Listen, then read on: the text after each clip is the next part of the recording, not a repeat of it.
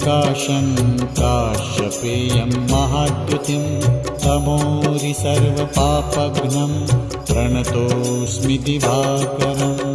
ॐ ह्रां ह्रीं ह्रौं स्वः सूर्याय नमः। ॐ ह्रां ह्रीं ह्रौं स्वः सूर्याय नमः।